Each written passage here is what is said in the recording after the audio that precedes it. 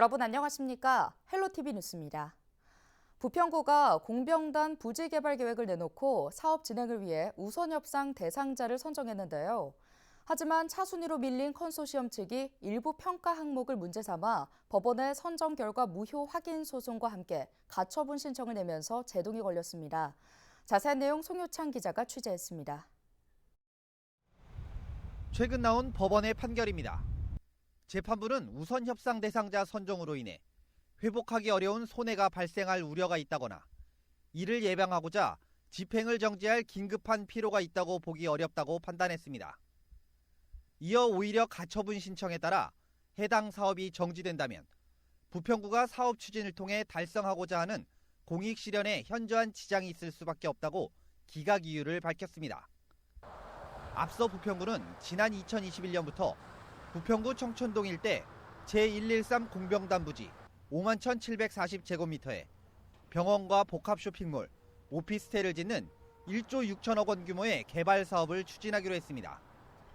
이를 위해 구는 예비 우선 시행자 공모를 거쳐 지난해 11월 리듀메디시티 부평 컨소시엄을 우선 협상 대상자로 선정했습니다. 우선 협상 대상자에게는 국방부의 군부대 부지와 인천시 땅을 수의계약으로 매입할 수 있도록 지원할 계획이었습니다. 그러나 차순위로 밀린 하나증권 컨소시엄의 프로젝트 매니저인 삼조테크 측이 일부 평가 항목을 문제 삼아 법원의 무효 확인 청구 소송과 함께 가처분 신청을 내면서 제동이 걸렸습니다. 그러던 중 지난 8일 법원이 삼조테크 측이 제기한 우선 협상 대상자 선정 효력 집행정지 가처분 신청을 기각했습니다. 부평구 측은 재판부의 결정을 존중한다면서 기각 결정에 따라 빠르게 협상을 재개해 계약을 맺을 계획이라고 밝혔습니다. 계약을 맺으면 우선 협상 대상자는 부지를 소유한 국방부 인천시와 땅 매입 관련 협의를 진행할 수 있게 됩니다. 이제 남은 것은 선정 결과 무효 확인 소송. 오는 4월 25일 변론 기일이 잡힌 것으로 알려지고 있습니다. 부평구는 남은 본안 소송에 대응하는 한편 내부 검토를 거쳐 후속 절차를 진행할 방침입니다. 헬로티비 뉴스 송유차입니다.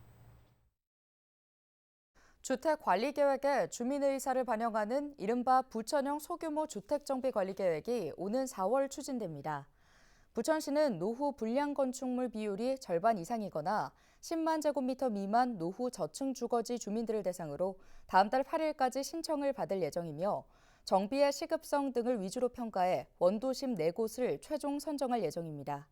선정된 지역은 올해 안에 소규모 주택정비 관리계획을 수립해 관리지역으로 최종 고시할 방침입니다. 경기도 소규모 주택정비 사업지역 639곳 가운데 부천이 323곳으로 가장 많습니다. 부평구가 도심에서 농사체험을 해볼 수 있는 공영 텃밭을 분양합니다. 이번에 분양하는 공영 텃밭은 가롤샘 텃밭, 부영 텃밭, 청천 텃밭 등 3곳이며 개인은 608세대, 단체는 경로당이나 직장 공동체 등 45개 단체가 참여할 수 있습니다. 참가를 희망하는 구민은 오는 21일까지 누리집을 통한 온라인 접수나 방문 신청하면 됩니다. 계양구가 다음 달 8일까지 소비자 식품위생감시원 7명을 모집합니다. 신청 자격은 2월 13일 공고일 기준 계양구에 주민등록된 만 65세 미만 주민으로 식품위생 관련 자격증 소지자, 관련 학과 졸업자, 소비자 식품위생감시원 유경험자, 소비자단체의 장이 추천한 자인데요. 계양구는 서면 평가와 면접을 통해 3월 중으로 최종 합격자를 선발할 예정입니다.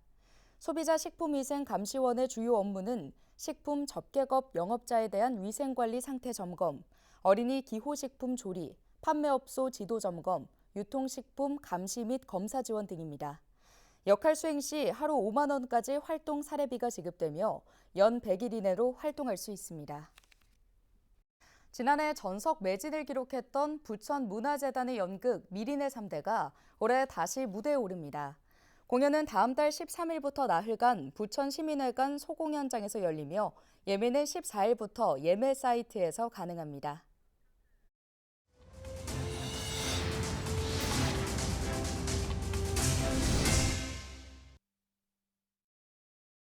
이재명 더불어민주당 대표의 지역구인 인천 계양을은 4월 총선에서 가장 주목받고 있는 지역구입니다.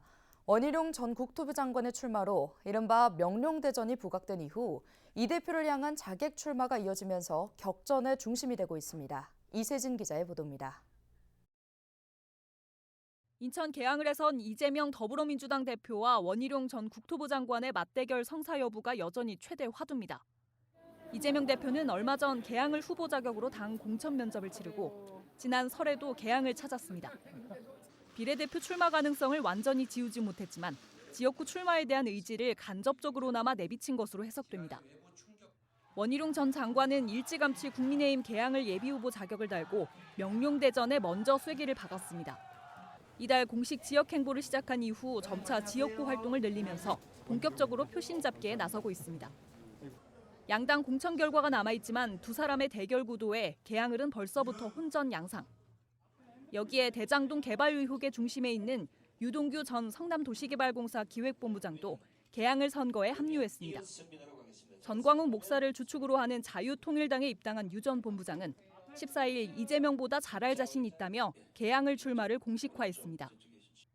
거물급 정치 인사들과 유명 인사의 이딴 출마 선언 이전에는 국민의힘 윤영선 예비후보와 진보당 고혜경 예비후보가 이미 계양을의 예비후보 등록을 마친 상태. 빅매치 또는 미니 대선으로까지 불리며 달아오른 계양을 총선 국면은 중앙정치 대리전이라는 비판 속에서도 불붙고 있습니다. 헬로티비 뉴스 이세진입니다. 성남 대장동 개발 특혜 의혹 중심에 있는 유동규 전 성남도시개발공사 기획본부장이 자유통일당에 입당해 계양을 출마를 공식화했습니다. 유 전 본부장은 14일 출마 기자회견을 열고 계양을이 이재명 대표의 방탄으로 이용돼서는 안 된다며 계양을 출마를 선언했는데요. 그러면서 이재명 대표와 달리 전과도 없고 이재명 대표보다 일도 더 잘할 수 있다고 덧붙였습니다. 유 전 본부장은 이날 계양을 출마 선언과 함께 대한민국을 지키기 위한 보루는 자유통일당이라고 생각한다며 전광훈 목사를 주축으로 하는 자유통일당 입당 배경도 밝혔습니다. 전세시장 불안 때문에 연립과 다세대 주택 등 B아파트의 월세 전환이 늘고 있다는 소식 전해드렸는데요. 지난해 월세 거래량 변화에서도 뚜렷하게 드러나고 있습니다. 이관성 기자의 보도입니다. B아파트의 전세 계약이 줄고 있는 것은 통계상 월세 거래량 변화를 보면 알 수 있습니다.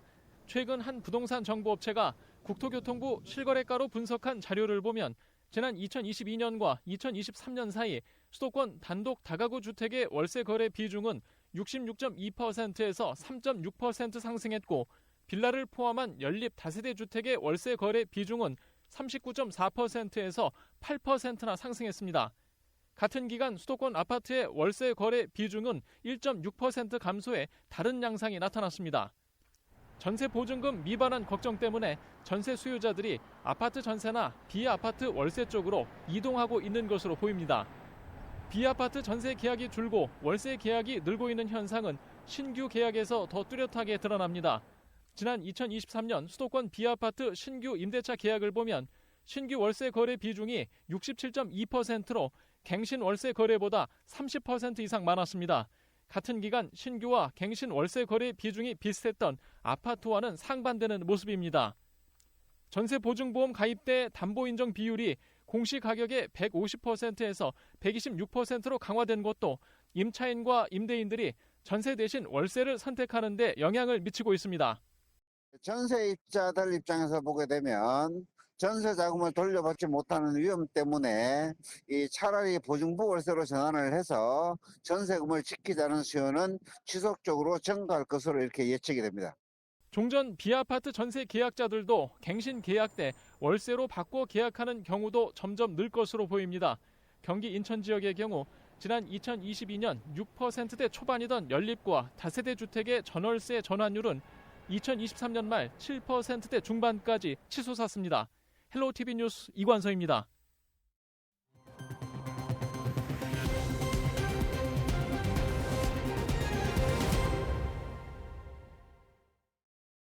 인천 미추홀구 전세 사기 일당이 1심 판결에 불복해 항소한 가운데 검찰도 맞항소했습니다.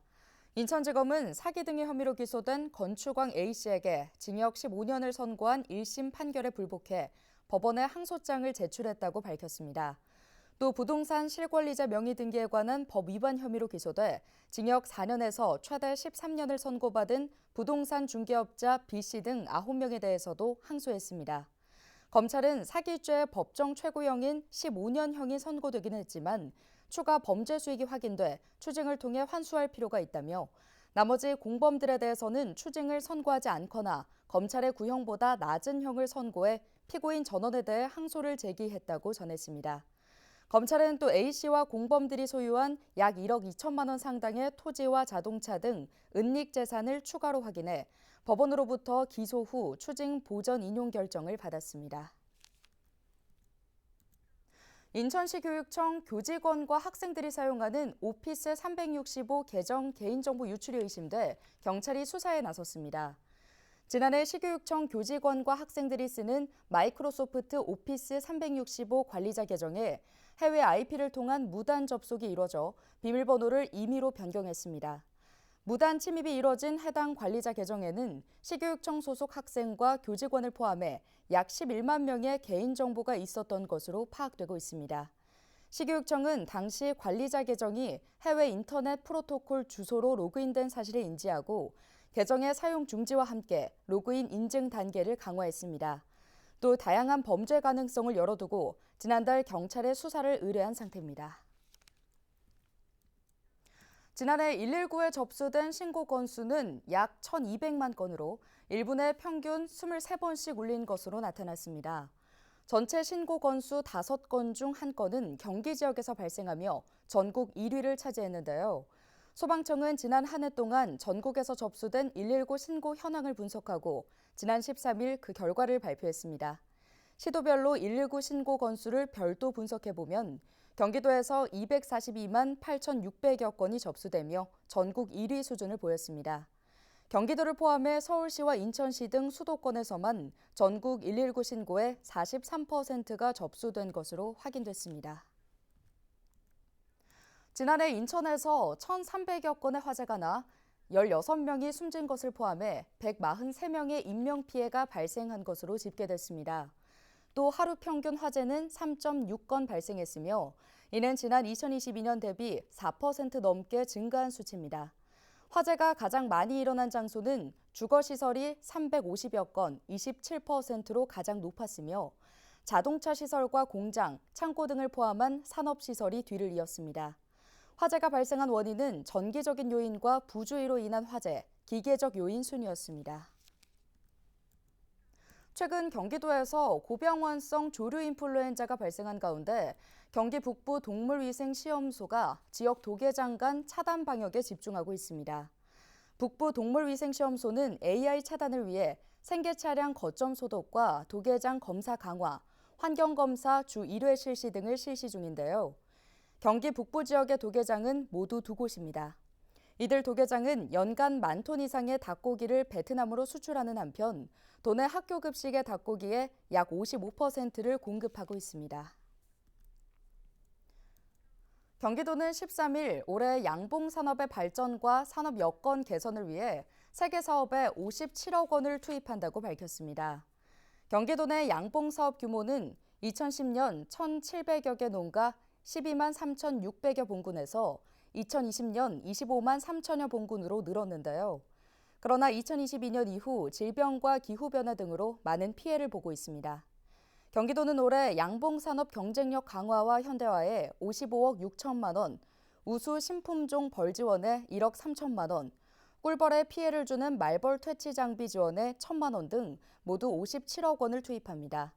또 6,300마리의 여왕벌을 시군별 거점 농가에서 사전 증식해 겨우살이 꿀벌 피해 농가 발생 때 신속하게 공급할 계획입니다. 경기도는 최근 2년간 원인을 알 수 없는 월동 꿀벌의 폐사 실종으로 8만 8천 봉군이 피해를 본 것으로 조사됐다고 밝혔습니다. 오늘 준비한 소식은 여기까지입니다. 함께해 주신 여러분 고맙습니다.